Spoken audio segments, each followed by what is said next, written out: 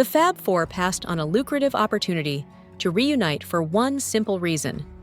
According to drummer Ringo Starr, the band was promised $50 million, about £200 million in 1976, to reunite for a special concert. Despite how enticing the offer was, the Fab Four ultimately declined.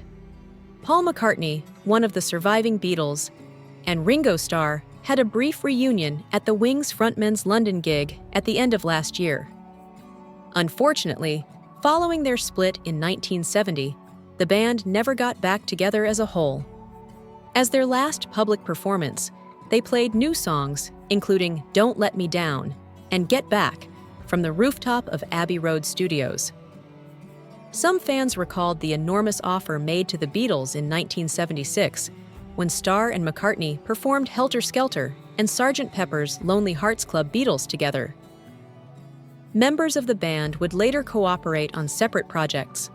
For example, Ringo Starr and George Harrison recorded the song When We Was Fab, but the four would never again perform as a quartet. According to Starr, the band was offered a substantial money to reform in 1976, which may have altered their fate. Although all of the Beatles' original members had the same dream of reuniting and performing live again, their offer of a reunion was thwarted for some inexplicable reason. While all four Fab Four members contributed to Starr's 1974 self-titled album Ringo, each member contributed solo performances. On separate tracks throughout the album, McCartney, Harrison, and John Lennon all contributed. The offer of $50 million to the band to reform and do a performance brought the prospect of a reunion even closer, but they turned it down flat. For an exorbitant price, Bill Sargent offered the Fab Four the chance to perform on closed-circuit television.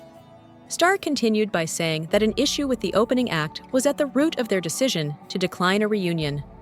Citing Entertainment Tonight Canada, Culture Sonar reports that the band declined the opportunity due to the fact that the opening act was a guy biting a shark.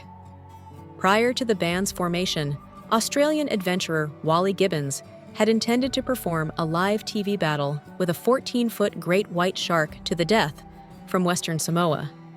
However, the band was not very interested in this proposition.